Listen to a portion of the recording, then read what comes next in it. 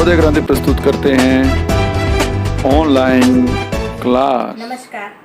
नवोदय क्रांति परिवार की ओर से चलाए जा रहे ऑनलाइन सेशन में गुजरात से मिस्री अंजना आपका हार्दिक स्वागत करती हूँ। आज नवोदय क्रांति में जो ऑनलाइन सेशन चल रहा है उसमें गुजरात से मिस्री अंजना आपके लिए लेकर आई है। जो हमारा पहले का टॉपिक एक बाकी है कि मेरा विषयांग है हिंदी, विषय हिंदी है और नन्हा मुन्हा राही इकाई है। हम नया सेशन चालू करने से पहले भगवान से थोड़ी प्रेयर कर ले, प्रार्थना कर ले। आप सब मेरे साथ जोड़ेंगे ना? चालो बाळको बधा हाथ जोड़ीने આપણે ભગવાનને નમન કરીશું। ઓમ ત્રયંબકમ યજામહે સુગંધિં પુષ્ટિવર્ધનમ ઉર્વારુકમિવ વંદનાત મૃત્યુમોક્ષિયમામૃતા।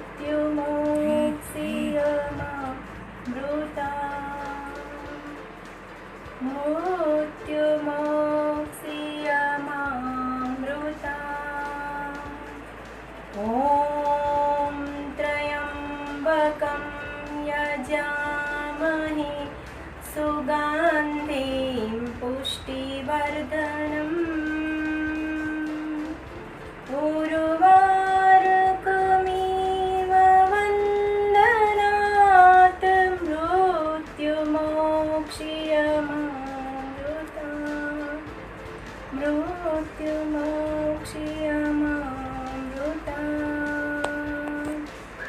ઓમ શાંતિ શાંતિ શાંતિ।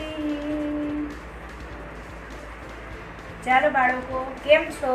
બધા મજામાં છો ને?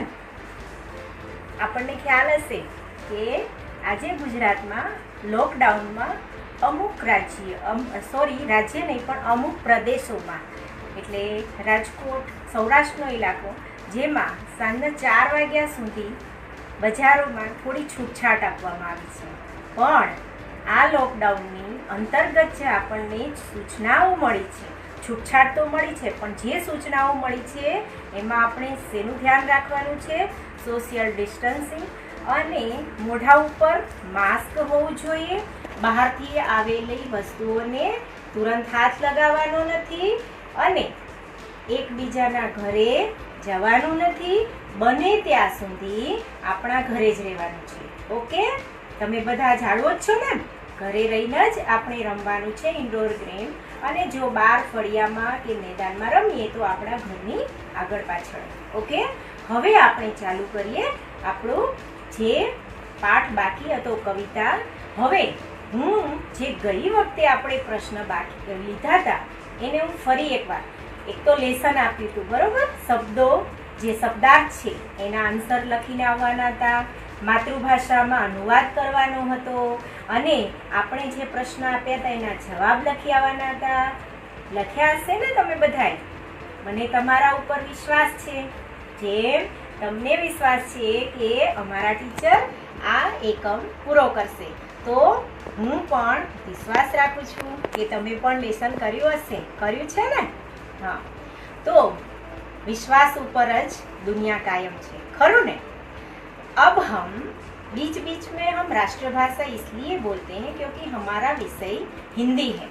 धीरे धीरे हम हिंदी में बोलने का प्रयत्न करेंगे तो आगे जाके 6ठी, 7वीं, 8वीं में हम आसानी से हिंदी सब्जेक्ट में हिंदी टू हिंदी बोल सकेंगे। नहीं तो होगा क्या कि हम गुजराती में ही पढ़ेंगे तो हमारे ऊपर जो हिंदी है वो पढ़ने में बिल्कुल हम बोल भी नहीं पाएंगे, समझ तो पाएंगे और सबसे ज़्यादा हम लिख नहीं पाएंगे। इसलिए बने इतना, जब हिंदी का पीरियड हो तब हम बोलने का प्रयत्न हिंदी में ही करेंगे। Okay, done? अब पीछे का जो काव्य है, आधा काव्य हमारा हो चुका था। अब मैं आपको फिर से बता दूं कि इस काव्य के काव्य है को कवि कहते हैं। और जैसे नाटक, निबंध, लिखने वाले को लेखक। तो इस तरह शकील बदायूनी की सुंदर सन ऑफ इंडिया फिल्म में यह गाना लिखा था और बहुत सुरीली आवाज में सबने उन्हें पार्टिसिपेट भी 26 जनवरी 15 अगस्त को किया है, याद है ना? हाँ, तो अब जो पीछे का काव्य था उसको मैं वापस नहीं दोहराऊंगी क्योंकि 2 दिन बीच में गए हैं। तो मैं आशा रखती हूँ कि आपने उनको गाया होगा, पठन किया होगा। हाँ, तो अब आगे का हम दौर चालू करें तो यह काव्य है ना, हमने 2 अंतरे ले लिए थे, अब 1-2 और बाकी है, तो यहाँ से हम फिर शुरू करेंगे। ओके, हम इसका फिर से पठन करेंगे और फिर उसका गान करेंगे। बड़ा होके देश का सहारा बनूंगा, दुनिया की आंखों का तारा बनूंगा। बड़ा होके देश का सहारा बनूंगा, है ना? पठन करते हैं तो एकदम धीरे से कि बड़ा होके देश का सहारा बनूंगा, दुनिया की आंखों का तारा बनूंगा, दुनिया की आंखों का तारा बनूंगा, रखूंगा ऊंचा तिरंगा हरदम, तिरंगा रखूंगा ऊंचा तिरंगा हरदम, आगे ही आगे बढ़ाऊंगा कदम, आगे ही आगे बढ़ाऊंगा कदम, दाहिने बाएं थम, दाहिने बाएं थम, नन्हा मुन्हा राही हूँ, देश का सिपाही हूँ, बोलो मेरे संग जय हिंद जय हिंद। शांति की नगरी है मेरा ये वतन, शांति की नगरी है मेरा ये वतन, सबको सिखाऊंगा मैं प्यार का चलन, सबको सिखाऊंगा मैं प्यार का चलन, दुनिया में गिरने नहीं दूंगा कहीं बम, दुनिया में गिरने नहीं दूंगा कहीं बम, आगे ही आगे बढ़ाऊंगा कदम, आगे ही आगे बढ़ाऊंगा कदम, दाहिने बाएं थम, नन्हा मुन्हा राही हूँ, देश का सिपाही हूँ, नन्हा मुन्हा राही हूँ, देश का सिपाही हूँ, बोलो मेरे संग जय हिंद जय हिंद। यहाँ पे जय बोलो, क्योंकि कोई भी कार्य को जय बोलो, मन में विश्वास है, श्रद्धा है, तो वो जय सच में जय होगी, जय यानी विजय। अब हम लेते हैं बड़ा, यह बच्चा छोटा है ना? छोटे बच्चे में इतने बड़े विचार है, नाना नाना अपने बाळको छीए, बराबर? આપણે નાના છીએ છતાં આપણો વિચાર કેવો હોવો જોઈએ? ઊંચું લક્ષ્ય હોવું જોઈએ, એકદમ લક્ષ્ય ઊંચું હશે, ધારદાર હશે તો એ અડગ હશે, તો ચોક્કસ આપણે એ પાર કરીશું। અહીંયા નાનું બાળક શું કહે છે કે देश का सहारा बनूंगा। हाँ, देश का सहारा। अभी तो ये बच्चा किसका है? अभी अपने माँ बाप का तो वो सहारा ले रहा है, पर उसके विचार देखो कि मैं देश का सहारा बनूंगा। कब बनेगा? जब बड़ा होगा। कैसे बनेंगे? किसान बन के बनूंगा, सैनिक बन के बनूंगा, डॉक्टर बन के बनूंगा, वकील बन के, वैज्ञानिक यानी साइंटिस्ट बन के।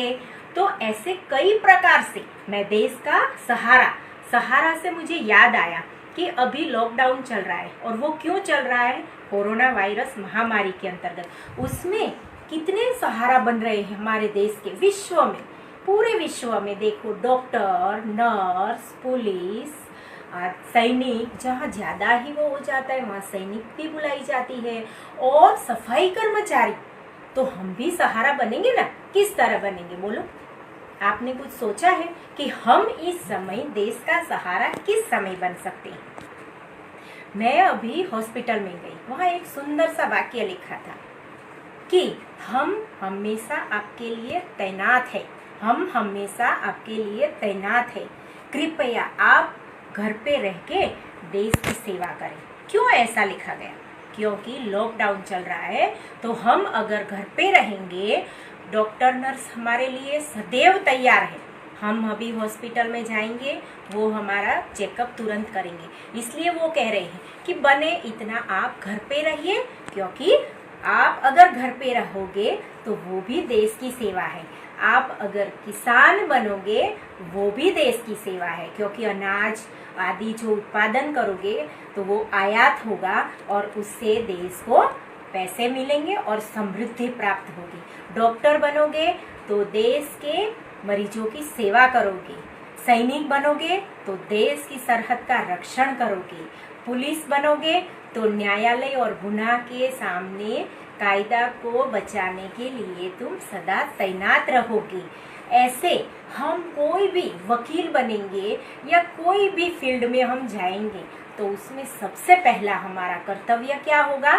देश की सेवा करना, और वो है सहारा। तो आज हम हमारे जो वॉरियर्स है ना, कि भाई हमारे जो लॉकडाउन में हमें जो मदद कर रहे हैं, डॉक्टर हो, नर्स हो, पुलिस हो, सफाई कर्मचारी हो, कोई भी फील्ड में हो, उनको हम क्या करते हैं? सलाम करते हैं, क्योंकि वो हमारे लिए हमेशा खड़े हैं और हमारी सेवा के लिए सदा तत्पर हैं। तो हमें उनका नमन करना चाहिए। तो सहारा से हमें ये सीख मिलती है कि हम एक दूसरे का सहारा बनना है। इस बच्चे को देश का सहारा बनना है। बच्चा छोटा है पर विचार कैसे हैं? ऊंचे विचार हैं। दूसरा है दुनिया की आंखों का तारा बनूंगा।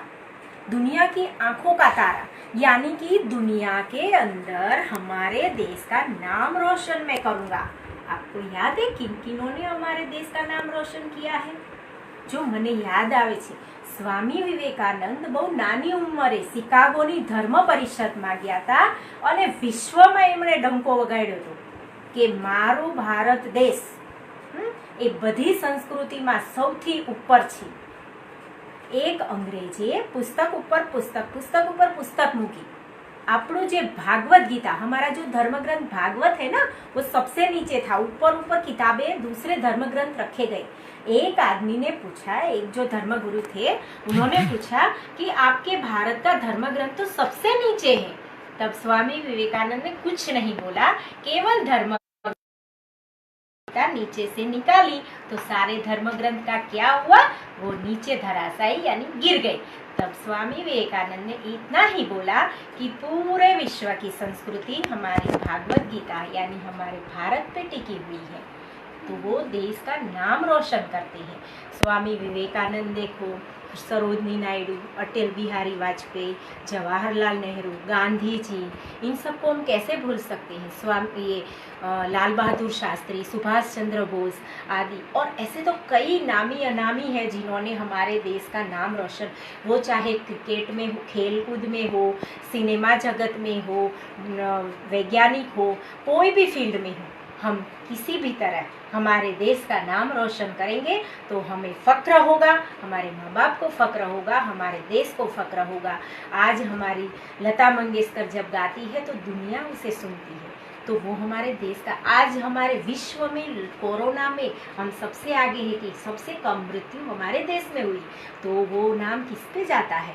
हमारे वड़ा प्रधान श्री नरेंद्र मोदी, जिन्होंने लॉकडाउन को टकाए रखा, हमने उनको निभाया है ना। तो ऐसे हमें देश का नाम रोशन करना है। और दुनिया में मैं तारा बनूंगा। ये बच्चा क्या कह रहा है? मैं दुनिया में तारा बनूंगा। और आगे देखो, रखूंगा ऊंचा तिरंगा हरदम। तिरंगा, तिरंगा मतलब झंडा, हमारा झंडा। कितने रंग होते हैं तिरंगे में? बाळको કેટલા रंग હોય છે? 3 बरोबर। સૌથી ઉપર કયો રંગ याद છે? સૌથી ઉપર केसरी रंग, वच्चे सफेद, नीचे लीलो। सबसे ऊपर जो केसरी रंग है वो वीरता का प्रतीक है। क्या है? वीरता और त्याग का प्रतीक है, बलिदान का प्रतीक है, जो हमारे देश को आजाद करने में लगाया है ना, कई शहीदों ने। तो वीरता का प्रतीक, त्याग का प्रतीक केसरी है। बीच में सफेद है, वो शांति का प्रतीक है। और नीचे हरियाली का, यानी हमारा देश 80% किसान है। हमारा देश में 80%, 80% 80% ખેડૂતો ખેતી કરે છે, એટલે હરિયાળીનું પ્રતીક છે, આંખને ઠંડક આપે છે। તો આ 3 રંગોથી આપણો ત્રિરંગો બન્યો. શું બન્યો? ત્રિરંગો. શું બન્યો? ત્રિરંગો. 3 રંગો વાળો ત્રિરંગો. એટલે આપણા ઝંડાને સલામ છે, એને હું નીચે નહીં પડવા દઉં. તમને ખબર છે બાળકો, આપણે ગયા વખતે 15મી ઓગસ્ટે એક નિબંધ લખ્યો હતો. કયા ધોરણમાં? 4થા ધોરણમાં. જ્યારે 26મી જાન્યુઆરી 15મી ઓગસ્ટ આવે છે ત્યારે આપણે ઝંડો ફરકાવીએ છીએ ને સ્કૂલમાં, ત્યારે આપણે એમાં ઝંડો ફરકાયો ત્યારે આપણે લખ્યું હતું કે ઝંડામાં વિશે તમારે લખવાનું છે, ઝંડો ક્યારે ફરકાવવામાં આવે છે, ઝંડામાં કેટલા રંગ હોય છે, ઝંડો બનાવનાર કોણ હતું. કારણ કે ઝંડો એક નથી બન્યો, આ છેલ્લો ઝંડો છે. એના પહેલા ઘણા બધા ઝંડા બન્યા છે. तो तिरंगा मैं कभी नीचे नहीं गिरने दूंगा. आज भी हम तिरंगा जब फहराते हैं ना, तो शाम को 5 बजे 15 अगस्त हो या 26 जनवरी, उस तिरंगे को हम नीचे नहीं गिरने देते, क्योंकि वो हमारा मान है, हमारा स्वाभिमान है ना. तो हम उसे नीचे उतारते वक्त जमीन पे नहीं गिरने देते, क्योंकि वो हमारी शान है, हमारा मान है. तो उसको हम आराम से 5 बजे उतार के उसको तय करके रख देते हैं. इतना हमें उस पर गर्व है कि हम उसे नीचे नहीं गिरने देंगे. जो अंग्रेजों ने हमारे देश पर 250 साल जुल्म किया और हमारे झंडे को फहराने नहीं दिया, जब 1947 में वो झंडा ऊपर गया, आसमान में जब फहराया, तब से आज तक वो झंडा फहरता ही है. और कितना सुंदर लगता है. एक अंदर एक कितना गर्व होता है, कितने महसूस होता है हमें, अंदर से एक रोमांच होता है कि ये मेरा झंडा है, मेरे भारत देश का, मेरी भारत माता का झंडा है. तो यहाँ कहते हैं दुनिया की आंखों का तारा तो बनूंगा, पर मैं मेरे देश का नाम रोशन करते करते उस तिरंगे झंडे को नीचे नहीं गिरने दूंगा. એને બાળકો, આપણે એ ઝંડાને હંમેશા ફહેરાવવાનો છે. એનો એક દાગ ન પડવો જોઈએ આપણા ઝંડાને. આગે ही आगे बढ़ाऊंगा कदम, हमेशा આગળ ને આગળ જ રહેવું. હવે આમાં અમુક શબ્દ આયા છે. બડા. बड़ा यानी इसमें कौन बड़ा है? ये बड़ा है कि ये बड़ा है? अब हम देखें बड़ा, तो ये बड़ा है कि ये बड़ा है ना. ये डिब्बा बड़ा लग रहा है ना, क्योंकि ये तो उसके आगे छोटा है. तो ये डिब्बा बड़ा है और ये छोटा है. तो हम इसका शब्दार्थ ले, विरोधार्थी भी होता है. वो बड़ा था, वो छोटा था. तो बड़ा यानी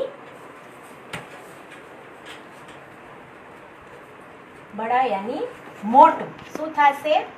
मोटू है ना. बड़ा और छोटा. तो इस तरह बड़ा और छोटे और देश. अब देश का क्या होगा? देश का तो देश ही होगा, पर अगर इसका विरोधार्थी देखें तो क्या होगा? देश मतलब मेरा देश. और जब मैं अमेरिका, ब्राजील, स्पेन, कहीं भी दूसरे देश में जाऊं तो वो क्या होगा? परदेश है ना. परदेश होगा ना. ये देश यानी स्वदेश. देश यानी स्वदेश. क्या होगा? स्वदेश. स्वदेश यानी मेरा देश. और परदेश यानी बीजो देश. भारतनी બહારનો જે દેશ છે એને આપણે વિરોધાર્થીમાં લઈશું કે દેશ એટલે સ્વદેશ, અને સ્વદેશ એટલે આપણો દેશ. અને અમેરિકા છે, જાપાન છે, ચીન છે, પાકિસ્તાન છે, બ્રાઝિલ, એ બધા શું છે? આપણા પરદેશ, બીજો દેશ. એટલે વિરોધાર્થીમાં થાય બડા, छोटा. देश, स्वदेश और परदेश. अब आगे है दुनिया. दुनिया मतलब दुनिया. दुनिया यानी संसार. दुनिया यानी संसार, जगत, विश्व. दुनिया, दुनिया, संसार જે ચારે કોર ફેલાયું છે. બધા દેશ એમાં આવી જાય, બધી નદી આવી જાય, પ્રકૃતિ આવી જાય, માણસો આવી જાય, આવી જાય.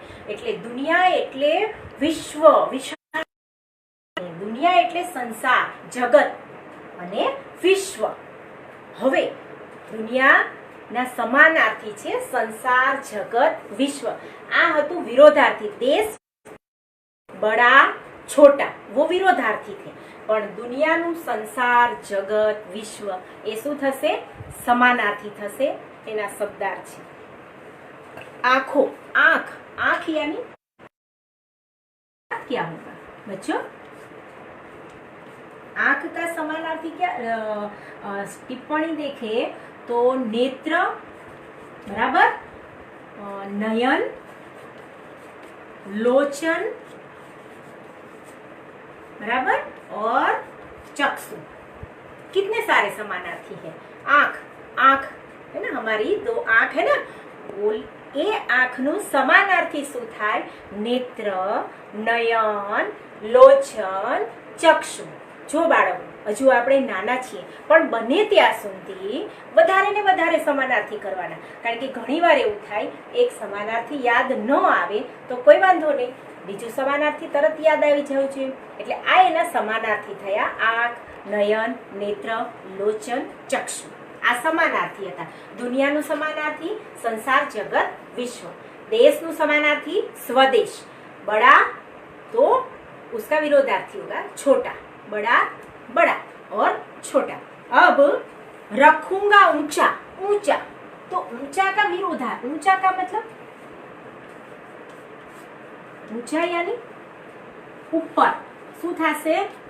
ऊपर, ऊंचा, ऊपर. तो ऊंचा का विरोधार्थी क्या होगा? ये क्या है? ऊंचा है ना, ऊंचा, ऊपर है, ऊंचा.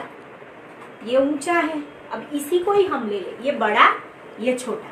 पर ये क्या है? ऊंचा है और ये नीचा है ना, नीचा. ये बड़ा, ये छोटा. वैसे देखें चौड़ाई में, लंबाई में तो ये क्या है? बड़ा है, ये छोटा है. पर उसी को ही हम ये ऊंचा, इसकी लंबाई क्या है? ऊंचाई क्या है? ज्यादा है ना, और इसकी ऊंचाई क्या है? कम है. तो ये ऊंचा, ये नीचा. आया समझ में? आ ऊंचू, आ नीचू, आ मोटू, आ नानू. ये बड़ा, ये छोटा. ये ऊंचा, ये नीचा. आ ऊंचू, आ नीचू. समझी क्या? ओके. हवे रखूंगा तिरंगा. तिरंगा यानी त्रिरंगो, झंडो. अब आगे हम एक कड़ी लेंगे. आगे ही आगे बढ़ाऊंगा मैं कदम. आगे, आगे का क्या होगा? आगे तो पीछे. ये क्या हुआ? ये क्या हुआ? तो कि ये हुआ विरोधी. जैसे ये है, इसी को ही लेते हैं. ये आगे है और ये पीछे है ना. ये आगे है, ये आगे है और ये क्या है? उसके पीछे है. ये आगे है और ये क्या है? पीछे है. बड़ा, छोटा, बड़ा, छोटा, ऊंचा, नीचा, आगे, पीछे. सही है ना? हमने एक ही चीज से सब तीनों चीज सीख ली कि ये आगे है, ये पीछे है. आगे पीछे भी हो सकता है, पर ऐसे आप ज्यादा समझ जाओगे. आगળ, પાછળ, आगળ, પાછળ, मोटू, नानू, ऊंचू, नीचू, ऊंचू, नीचू, आगળ, પાછળ, ऊपर, ऊपर, नीचे, ऊपर, नीचे.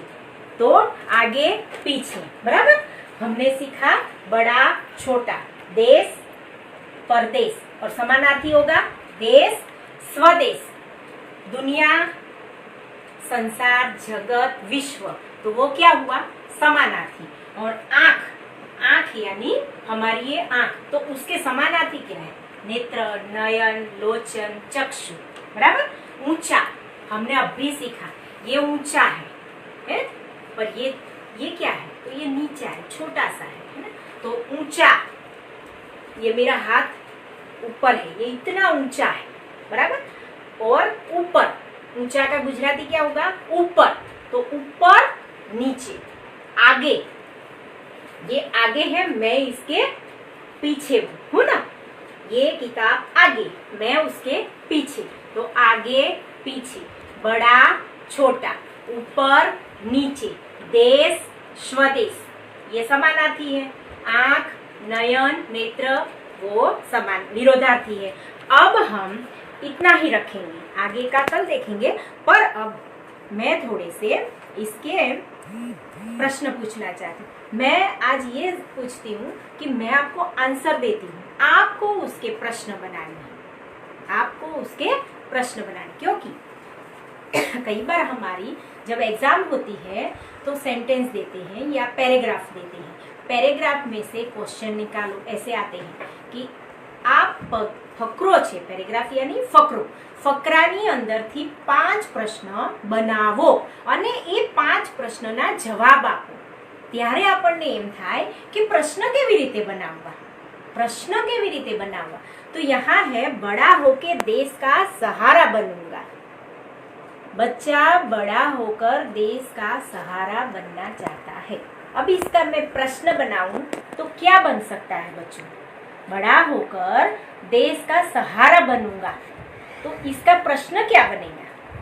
क्योंकि आंसर हमको आते हैं, पर ज्यादातर उसके प्रश्न अगर आएंगे तो आंसर अपने आप आएंगे। એટલે આપણે શું બનાવતા શીખવાનું છે? પ્રશ્ન બનાવતા શીખવાનું છે। તો इसका प्रश्न होगा बच्चा बड़ा होकर क्या बनना चाहता है? क्या बनना चाहता है?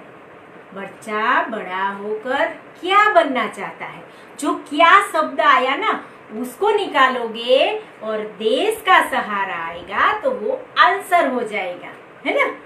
बच्चा बड़ा होकर क्या बनना चाहता है?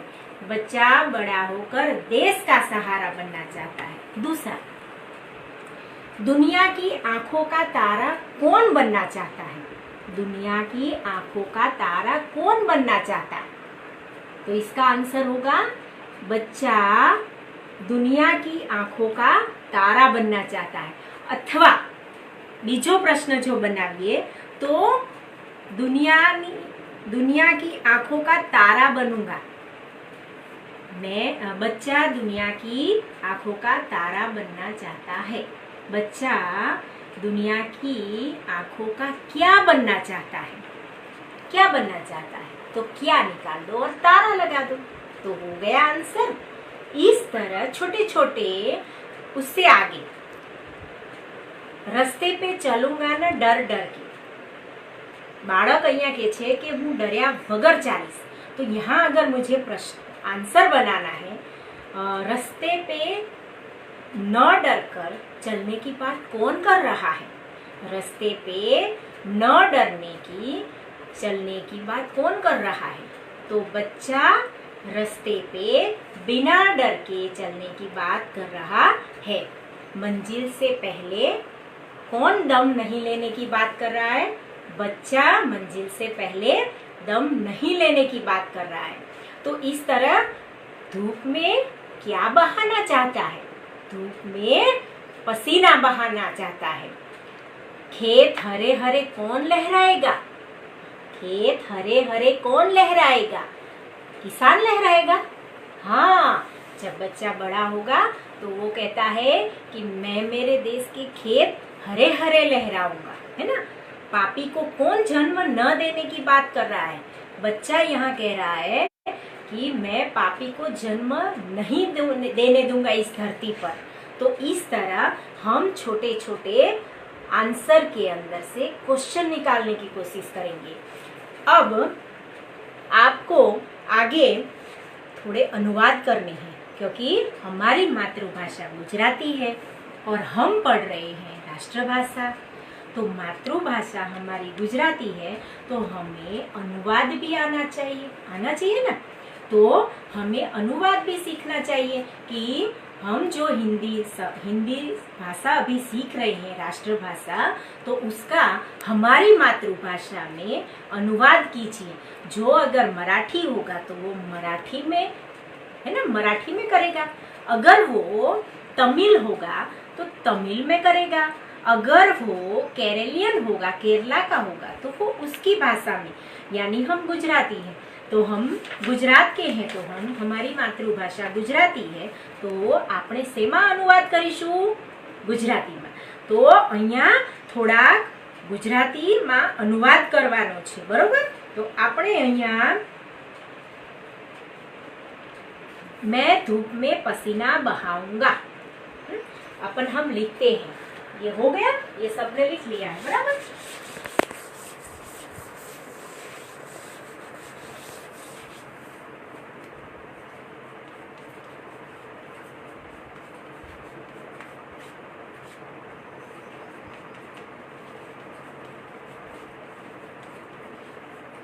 मातृभाषा में अनुवाद। अब हम छोटा सा वाक्य इसमें से लेंगे, जैसे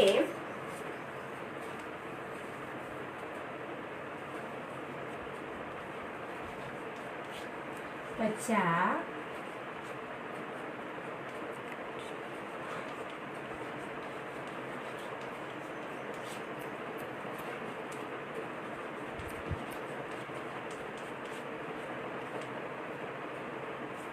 तो यहाँ हम खड़ी पाई करते हैं। क्या करते हैं? खड़ी पाई करते हैं ना। पर अगर हम गुजराती हो तो क्या करेंगे? हिंदी में हम खड़ी पाई करते हैं। क्या बोलते हैं इसको? खड़ी पाई। और गुजराती में हम क्या करेंगे? फुल स्टॉप को આપણે જ્યારે પૂર્ણ વિરામ કરીએ છીએ ત્યારે હિન્દીમાં શું કરીએ છીએ? ખડી પાઈ। અને જ્યારે ગુજરાતીમાં કરીએ ત્યારે શું કરીએ? પૂર્ણ વિરામ કહેવાય। અને શું કહેવાય? વિરામ ચિહ્નના પ્રકાર છે આ પૂર્ણ વિરામ જ છે। આ પણ પૂર્ણ વિરામ છે। અંગ્રેજી અને ગુજરાતીમાં પૂર્ણ વિરામ આવું હોય છે જ્યારે વાક્ય પૂરું થાય પછી। એ જ રીતે હિન્દીમાં શું હોય? ખડી પાઈ।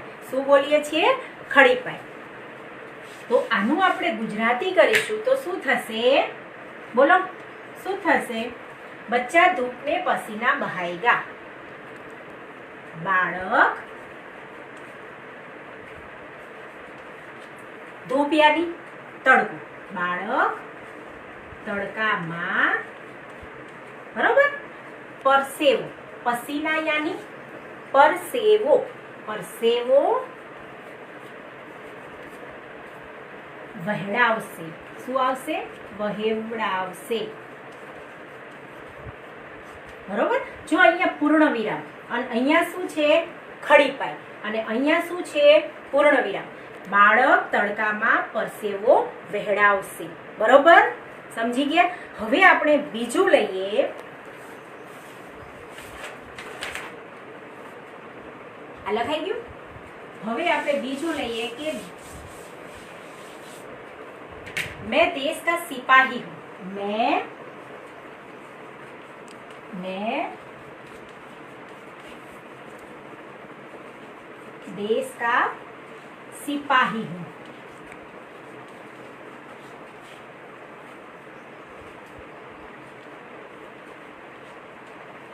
मैं देश का सिपाही। खड़ी पाई। क्या? खड़ी पाई। हिंदी में क्या बोलेंगे? खड़ी पाई। और गुजराती में पूर्ण विराम। क्या बोलेंगे? पूर्ण विराम। तो मैं देश का सिपाही हूँ, इसका हम गुजराती करें तो क्या होगा? हूँ शू थशे? एनो उत्तर शू थाय? हूँ। मैं यानी इसमें चंद्र बिंदु नहीं आएगा। ध्यान क्या रखना है? जैसे हिंदी में चंद्र बिंदी आती है, गुजराती में चंद्र बिंदी नहीं आती है। हूँ शू आवशे? हूँ। अने अहींया शू आवशे? अनुस्वार। शू आवशे? अनुस्वार। हूँ। देशनो શું આવશે? દેશનો। જો બાળકો આમાં આમાં તમને ફરક લાગે છે? આ પ્રત્યય છે એ अलग છે। देश का दोनों अलग है, पर जब गुजराती में हम लिखते हैं तो प्रत्यय साथ में लिखते हैं। देशनो साथ में है दोनों, और ये दोनों अलग है ना।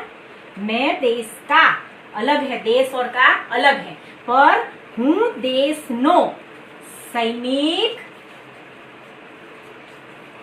छू। અહીંયા શું આવશે? પૂર્ણ વિરામ। શું આવશે? પૂર્ણ વિરામ। આને પણ પૂર્ણ વિરામ કહેવાય, આને પણ। ધ્યાન શું રાખવાનું છે?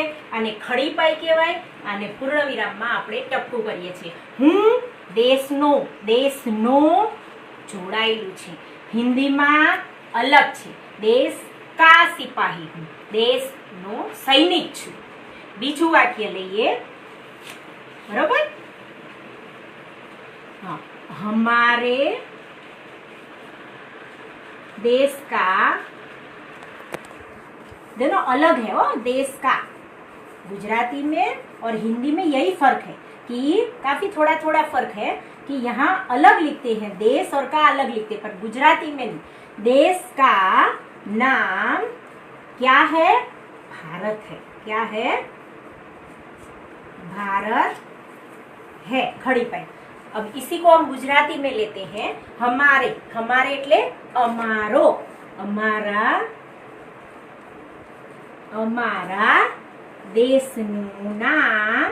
देखो साथ है ना, देशनु, और ये देश का अलग अलग है। देश और का इसमें अलग होता है हिंदी में प्रत्यय, पर गुजराती में ज्वाइंट होता है। देशनु नाम શું છે? ભારત છે। શું આવ્યું? આ પૂર્ણ વિરામ। શું આવ્યું? પૂર્ણ વિરામ। આ પણ પૂર્ણ વિરામ છે, આ પણ પૂર્ણ વિરામ। ફરક શું છે? આને ખડી પાઈ કહેવાય, આને પૂર્ણ વિરામ કહેવાય। તો બાળકો, આપણે આવા બીજા હોમવર્કની અંદર 3 વાક્ય હું બોલું એનું તમારે ગુજરાતીમાં લખીને આવવાનું છે। ગુજરાતી એટલે આપણી શું છે? માતૃભાષા। શું છે? માતૃભાષા। मैं देश का सिपाही हूँ, देशनो सैनिक छू। मैं हूँ देश का, जो अलग है, देशनो सैनिक छू। हमारे देश का अलग है ना, देश और का अलग लिखा, पर गुजराती में देशनु, અમારા, हमारे, અમારા દેશનું નામ भारत છે। जो गुजराती ने हिंदी में बहुत फर्क नहीं है, फर्क ज्यादा फर्क नहीं है। देखो वैसे एक जैसा ही लग रहा है ना, एक जैसा। हमारे देश का नाम भारत है, हमारा देशनु नाम भारत छे। हमारा, हमारे देश का, देशनु नाम, नाम भारत है छे। बहुत फर्क नहीं, થોડોક જ ફરક છે। જરાક વસ્તુ આપણે વ્યાકરણિક વસ્તુઓ યાદ રાખવાની છે। આ વ્યાકરણિક વસ્તુઓ છે, દેશ કા, દેશનું અલગ નહીં, બરોબર? ઓકે, હવે આપણે લેસનમાં થોડુંક લઈ લઈએ। आप आगे थोड़ा सा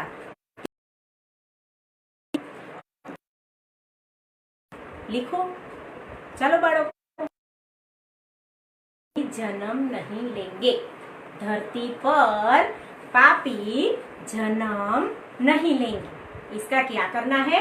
मातृभाषा में अनुवाद करना है। दूसरा, बच्चे रास्ते पर बिना डरे चल पाएंगे।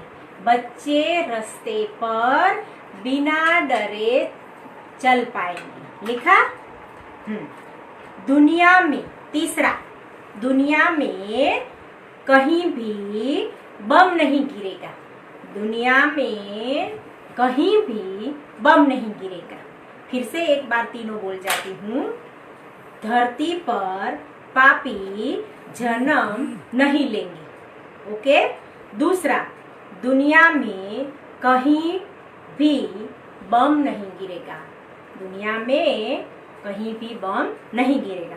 और तीसरा, बिना रास्ते पर